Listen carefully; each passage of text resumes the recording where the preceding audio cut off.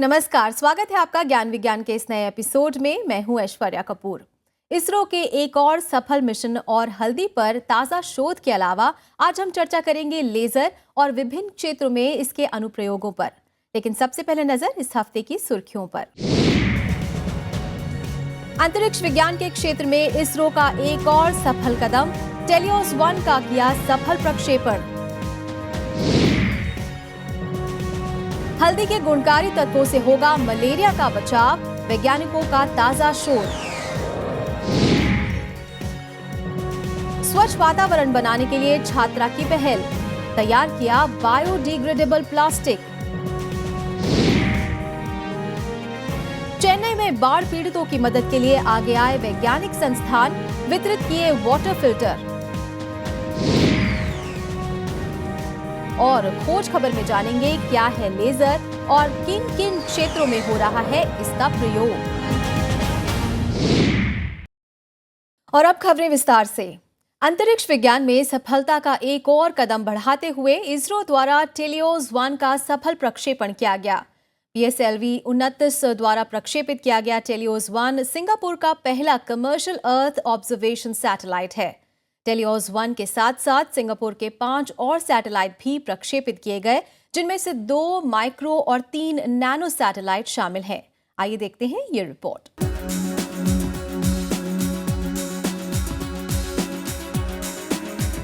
भारतीय अंतरिक्ष अनुसंधान संगठन यानी इसरो ने अंतरिक्ष की दुनिया में एक और बड़ी छलांग लगाई है। टेलियोस 1 की लॉन्चिंग के साथ ही इसरो ने सफलता की एक और इबारत लिख डाली।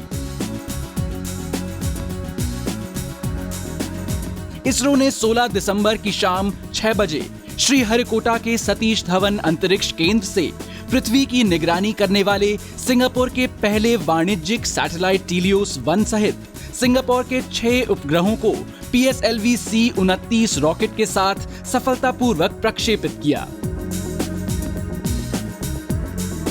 सिंगापुर के सैटेलाइट के साथ इसरो ने PSLV रॉकेट के चौथे चरण का सफल परीक्षण भी किया। चौथे चरण के इस परीक्षण द्वारा इसरो को एक ही रॉकेट से विभिन्न सैटेलाइट्स को अंतरिक्ष की अलग अलग कक्षाओं में स्थापित करने में मदद मिलेगी।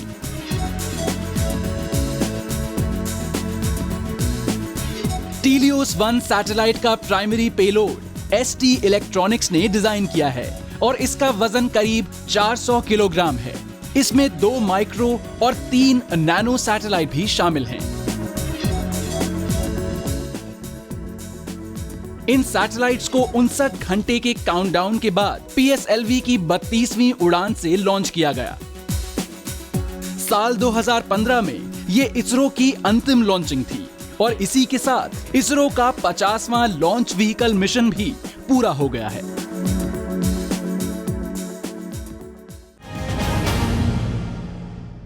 हल्दी, जिसे गुणों का भंडार कहा जाता है, औषधि के रूप में इसका इस्तेमाल सदियों से होता आया है। सर्दी जुकाम से लेकर कैंसर तक सभी बीमारियों के लिए हल्दी रामबाण साबित हुई है। लेकिन अब इसे मलेरिया का भी बचाव किया जा सकेगा। एक ताजा शोध में वैज्ञानिकों ने ऐसी विधि तैयार की है जिसमें हल्दी को नैनोटाइज कर इसे दवा के रूप में खाया जा सकेगा। चूहों पर किए गए परीक्षण में वैज्ञानिकों को सफलता भी हासिल हुई है।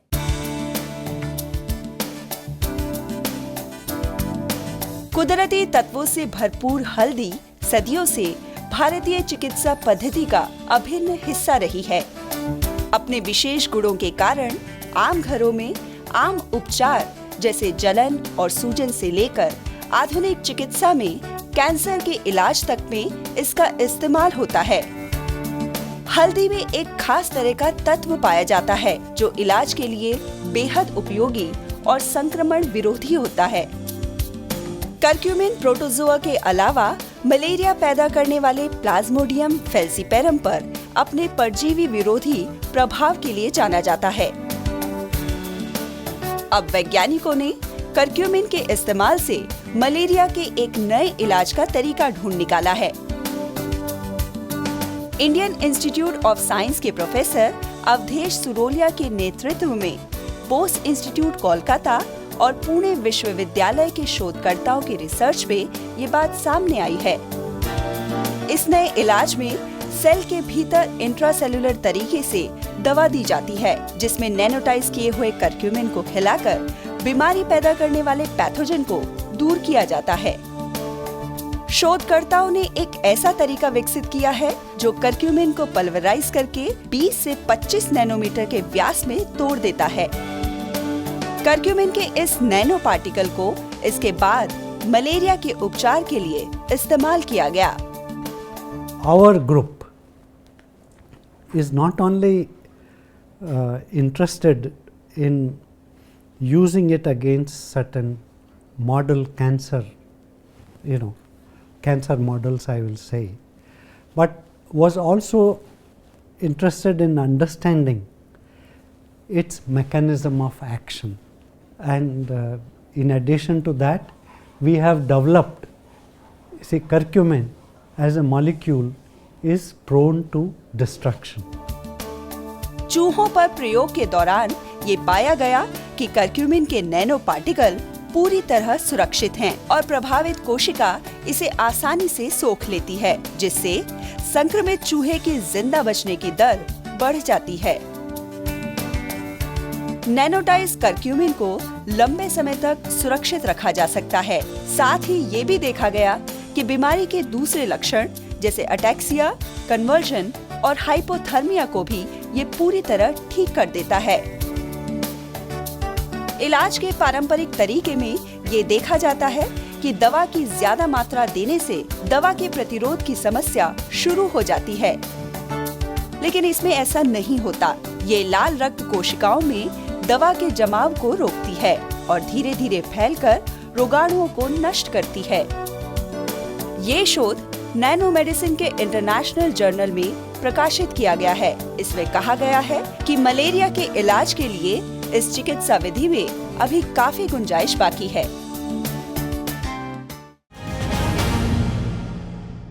इंडिया इंटरनेशनल साइंस फेस्टिवल में आयोजित इंस्पायर प्रतियोगिता में बच्चों की प्रतिभा देखने लायक रही। अपनी वैज्ञानिक सोच और कला के माध्यम से बच्चों ने एक से बढ़कर एक साइंस मॉडल प्रस्तुत किए। बेहतर प्रदर्शन के लिए चुने गए 3 सर्वश्रेष्ठ छात्रों को पुरस्कार से सम्मानित किया गया। इनमें से ही एक हाई स्कूल में पढ़ने वाली छात्रा अनन्या ने ऐसा प्लास्टिक तैयार किया है जो बायोडिग्रेडेबल है और ये पर्यावरण के लिए हानिकारक भी नहीं है। देखते हैं ये रिपोर्ट।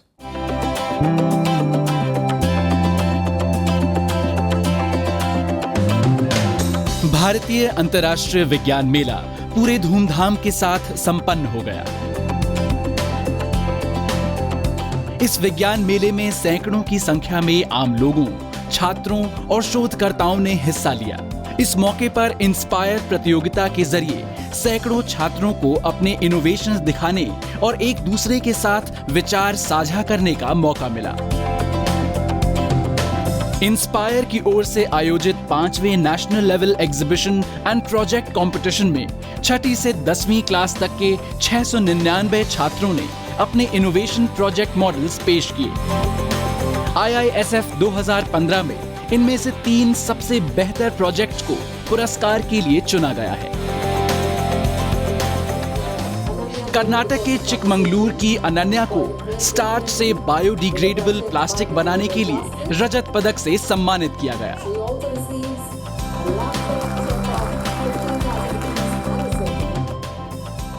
हाई स्कूल में पढ़ने वाली अनन्या को 2 तरह के बायोडिग्रेडेबल प्लास्टिक बनाने के लिए रजत पदक दिया गया। सामान्य प्लास्टिक को नष्ट होने में करीब 100 साल लगते हैं, लेकिन मक्का और आलू के स्टार्च से बने ये प्लास्टिक सिर्फ 25 दिनों के भीतर नष्ट होने लगती है। Normal plastics takes thousands of years to degrade in the earth. So I have made my own biodegradable plastic in 2 ways, where you can make biodegradable covers as well as you can make biodegradable plates as well as biodegradable cups and all. मक्के या आलू के starch से बनने वाली इस plastic को glycerine और विनेगर के साथ पतले हाइड्रोक्लोरिक एसिड की मदद से तैयार किया जाता है। एक तरफ जहां प्लास्टिक के बढ़ते कचरे से कई गंभीर प्रभाव पड़ रहे हैं, तो दूसरी ओर अनन्या का बायोडिग्रेडेबल प्लास्टिक स्वच्छ पर्यावरण की दिशा में आशा की एक नई किरण लेकर आया है।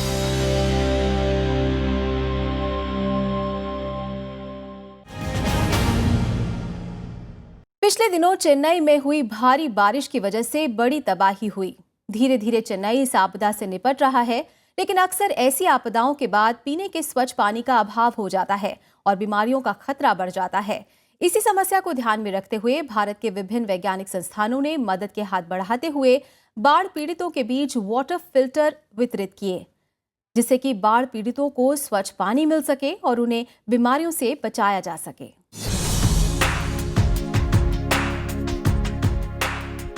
तमिलनाडु की राजधानी चेन्नई में पिछले दिनों भारी बारिश से आई बाढ़ ने यहां के जीवन को हिला कर रख दिया।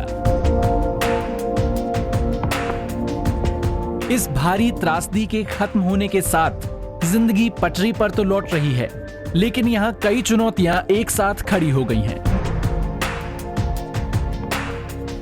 जिनमें से एक चुनौती बाढ़ पीड़ितों को शुद्ध पेयजल मुहैया कराने के रूप में सामने आई। बाढ़ग्रस्त इलाकों में स्वच्छ पेयजल का मिलना एक बड़ी समस्या होती है, क्योंकि इस दौरान सप्लाई का पानी भी प्रदूषित और संक्रमित हो जाता है। इसी बात को ध्यान में रखते हुए बाढ़ पीड़ितों तक शुद्ध पानी पहुंचाने का बीड़ा उठाया है CSIR यानी कि council of scientific and industrial research के संस्थानों ने, जो अलग अलग प्रकार के वाटर फिल्टर लोगों में वितरित कर रहे हैं। IMMT यानी institute of mineral and material technology Bhubaneswar द्वारा तैयार किए गए टेराफिल फिल्टर बाढ़ पीड़ितों को शुद्ध पानी मुहैया करा रहा है। ये कम लागत वाला सामान्य फिल्टर है, जिसमें फिल्टर मीडिया के रूप में मिट्टी, रेत और लकड़ी के बुरादे का इस्तेमाल किया गया है। ये फिल्टर पानी से सभी तरह की गंदगी को साफ करने में सक्षम है। टेराफिल फिल्टर बिना किसी बिजली के 1 घंटे में 15 से 20 लीटर तक पानी को शुद्ध कर सकता है। इस फिल्टर का प्रयोग घरों और सामुदायिक केंद्रों में किया जा रहा है। वहीं CSMCIR यानी central salt and marine chemical research institute Bhavnagar के वैज्ञानिकों ने भी अल्ट्रा फिल्टर तैयार किया है। इस फिल्टर की खासियत यह है कि ये बिना किसी बिजली के 1 घंटे में 700 लीटर पानी को शुद्ध कर सकता है। इसमें 0.23 माइक्रोन की मेम्ब्रेन लगी हुई है और इस फिल्टर से पानी बर्बाद भी नहीं होता। इसे तमिलनाडु के सामुदायिक केंद्रों और स्कूलों में लगाया गया है। From December 1st, we've been running the relief camp for the flood-hit people of Suryanagar and Kottuppuram. They were house sheltered in our school. So the initially corporation was supplying water, drinking water for them. We started using our own RO plant which we have for the children, but then that unit was very slow. Took supply for 3,000 people. This was not sufficient enough. It was taking its own time. It was then that CLRI, I do not know how they came to know, they approached me. They said, we will donate one RO plant, this purifications unit, which will help the relief camp people. इसके साथ ही national environmental engineering research institute यानी नीरी द्वारा तैयार किए गए नीर jar भी बाढ़ पीड़ितों के लिए काफी मददगार साबित हो रहा है। इन फिल्टर्स को आसानी से कहीं भी फिट किया जा सकता है। इन सभी वाटर फिल्टर्स के वितरण में सेंट्रल लेदर रिसर्च सेंटर ने भी महत्वपूर्ण भूमिका निभाई। ये सभी फिल्टर स्कूलों, सामुदायिक केंद्रों के साथ साथ बाढ़ से प्रभावित सभी इलाकों में वितरित किए गए हैं। विज्ञान संस्थानों द्वारा समाज के लिए किया गया ये राहत कार्य बाढ़ पीड़ितों को शुद्ध पेयजल तो मुहैया करा ही रहा है, साथ ही उन्हें बीमारियों से भी बचा रहा है। और यहाँ रुकते हैं एक छोटे से ब्रेक के लिए, जल्द लौटेंगे वापस विज्ञान की कुछ और दिलचस्प खबरों के साथ। देखते रहिए ज्ञान विज्ञान।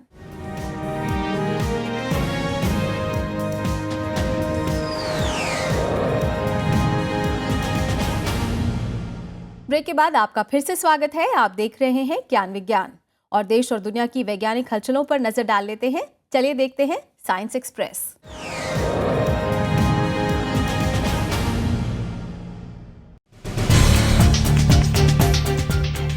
दिल्ली के इंदिरा गांधी एयरपोर्ट में विंटर फॉग फील्ड कैंपेन का आयोजन किया गया।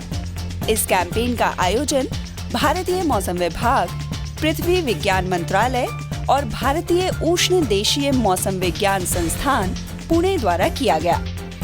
कैंपेन का मुख्य उद्देश्य दिल्ली में कोहरे की विशेषताओं और परिवर्तनशीलता के अध्ययन के साथ साथ इससे जुड़े बादलों के व्यवहार को भी जानना था, जिससे कि आने वाले दिनों में होने वाले कोहरे का अनुमान लगाया जा सके।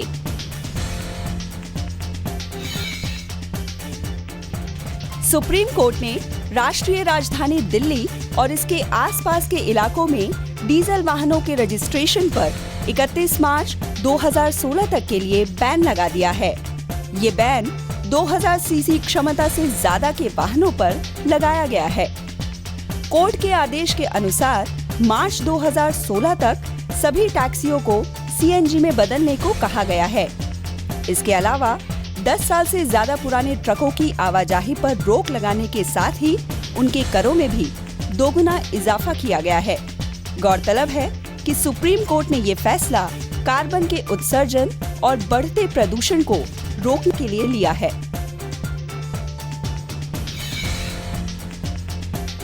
पिछले दिनों कोचीन में centre for innovation in science and social action और ministry of agriculture and ministry of food and civil supplies द्वारा साझा रूप से नेशनल फूड फेस्टिवल का आयोजन किया गया। इस फूड फेस्टिवल में एक ओर जहां स्थानीय खान पान की प्रदर्शनी लगाई गई, तो वहीं उसे बनाने के पारंपरिक तरीकों को भी बताया गया। देश के फूड और एग्रो एक्सपर्ट्स ने भी इसका जमकर लुत्फ उठाया।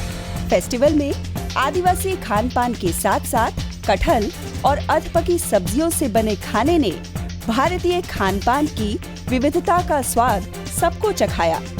इस नेशनल फूड फेस्टिवल के द्वारा पारंपरिक खाने को बढ़ावा देकर जंक फूड से शरीर को होने वाले नुकसान के बारे में भी लोगों को जागरूक किया गया।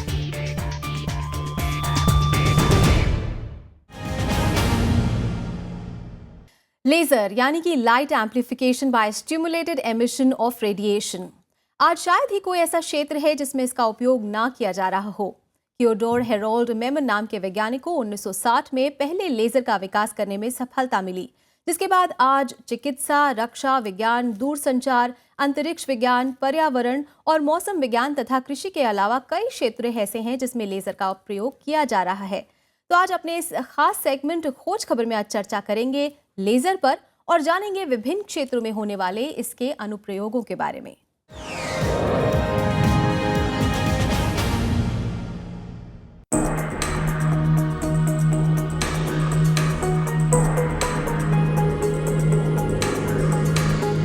लेजर 20वीं सदी का एक अति महत्वपूर्ण आविष्कार है, जिसने विज्ञान एवं प्रौद्योगिकी के क्षेत्र में क्रांतिकारी परिवर्तन के द्वार खोल दिए। आज लेजर शब्द से शायद ही कोई अनजान होगा। लेजर सर्जरी, लेजर शोध आदि के जरिए आज हर किसी का परिचय लेजर से है। आखिर लेजर क्या है? Light amplification by stimulated emission of radiation का परिवर्तित शब्द यानी एक्रोनिम है लेजर, जिसका अर्थ है विकिरण में उद्दीपित उत्सर्जन द्वारा प्रकाश का प्रवर्धन। अमेरिका की कैलिफोर्निया स्थित ह्यूग्स रिसर्च लेबोरेटरी में कार्यरत थियोडोर हेरोल्ड मेमन को 16 मई 1960 को पहले लेजर का विकास करने में सफलता मिली। लेजर को उत्पन्न करने में मेमन ने रूबी क्रिस्टल का प्रयोग किया था, इसलिए इसे रूबी लेजर का नाम दिया गया। ये जानकर हमें आश्चर्य हो सकता है कि लेजर से पहले मेजर नाम युक्ति का आविष्कार हो चुका था। न्यूयॉर्क के कोलंबिया विश्वविद्यालय से जुड़े प्रोफेसर चार्ल्स हार्ट टाउन्स ने ही मेजर का आविष्कार किया था। मेजर में प्रकाश की जगह माइक्रोवेव का प्रयोग होता है। सुप्रसिद्ध वैज्ञानिक एल्बर्ट आइंस्टाइन ने ही 1917 में उद्दीपन उत्सर्जन नामक प्रक्रिया के बारे में बताया था। इसके अलावा वैज्ञानिकों को एक्सरे लेजर, रामन लेजर आदि का विकास करने में भी सफलता मिली है। वैज्ञानिक nano laser, quantum dot laser तथा पॉलीमर लेजर के विकास की दिशा में भी प्रयत्नशील हैं। लेज़र का जो खोज हुई थी उससे पहले मेजर की खोज हो गई थी।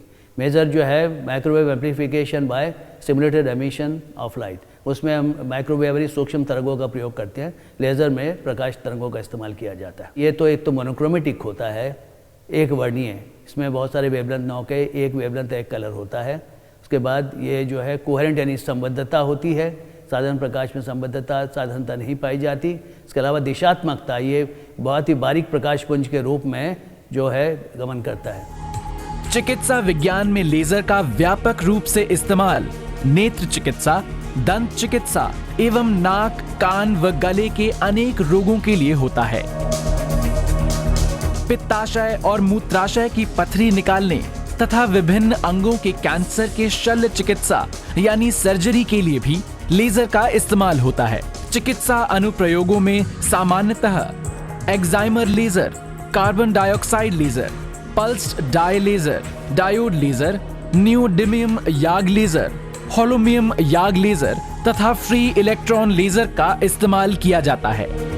उद्योगों में धातुओं की कटाई और वेल्डिंग में भी लेजर की मदद ली जाती है। हीरे जैसे कठोर पदार्थ में छेद करने के लिए भी लेजर का प्रयोग किया जाता है। रक्षा एवं युद्ध के क्षेत्र में भी लेजर के अनेक अनुप्रयोग हैं। लेजर रेंज फाइंडर का इस्तेमाल युद्ध भूमि में टैंकों पर सही निशाना लगाने के लिए किया जाता है। इसके अलावा लड़ाकू विमानों में भी लेजर रेंज फाइंडर की उपयोगिता है, क्योंकि इसकी मदद से लक्ष्य तक की सही दूरी का पता चल जाता है। लेजर की मदद से दूर संचार के क्षेत्र में भी क्रांति आई है। आजकल टेलीफोनों में फाइबर ऑप्टिक केबलों का इस्तेमाल व्यापक रूप से होता है। पर्यावरण विज्ञान संबंधी अध्ययन तथा मौसम विज्ञान में भी लेजर के अनेक अनुप्रयोग हैं। मौसम संबंधी अध्ययनों में लेजर रेडार यानी लिडार बड़ा उपयोगी साबित हो रहा है। इसकी मदद से वायुमंडल में मौजूद धूल कणों तथा अन्य कणों के बारे में पता लगाया जा सकता है। लेसिक सर्जरी हुआ, आँख की सर्जरी जैसे आजकल बड़ी आम बात है। इसके अलावा दैनिक जीवन में देखते हैं लेज़र शोज़। तो लेज़र शोज़ जो है किसी भी समारोह में, सांस्कृतिक समारोह है कुछ, उसमें भव्यता ले आता है और जो दर्शकों को आकर्षित करता है। इसके अलावा जो है चिकित्सा क्षेत्र के अलावा उद्योगों में होता है, कटाई के लिए, वेल्डिंग के लिए, हीरे जैसे कठोर पदार्थ में भी इसके माध्यम से इसके जरिए छेद किया जा सकता है। हमारे दिनों दिन के जीवन में भी लेजर के अनेक उपयोग हैं। खाद्य पदार्थों के पैकेटों, पुस्तकों आदि पर बार कोड बने होते हैं, जिन पर उनकी कीमत और अन्य जानकारी अंकित होती है। बार कोड को पढ़ने यानी उसकी स्कैनिंग के लिए लेजर पुंज का प्रयोग होता है और साथ जुड़े कंप्यूटर पर सारी जानकारियां आ जाती हैं। सीडी और डीवीडी में गाने और पिक्चरों को लेजर द्वारा ही रिकॉर्ड किया जाता है तथा लेजर द्वारा ही उन्हें प्ले भी किया जाता है। सुरक्षा की दृष्टि से क्रेडिट कार्डों, मोबाइल की बैटरियों, पुस्तकों आदि पर चमकीले स्टिकर लगे होते हैं, जिन्हें होलोग्राम कहते हैं। इन्हें बनाने में भी लेजर का प्रयोग होता है। मनोरंजन के क्षेत्र में आजकल लेजर शोज का प्रचलन बहुत तेजी से बढ़ा है। लेजर पुंजों द्वारा बनाए जाने वाले रंग बिरंगे 3D चित्र दर्शकों का दिल जीतकर उनका भरपूर मनोरंजन करते हैं। अब शायद ही कोई ऐसा क्षेत्र बचा हो जिसमें लेजर का उपयोग ना किया जा रहा हो। सचमुच लेजर के रूप में विज्ञान ने हमें जादुई चिराग दे दिया है।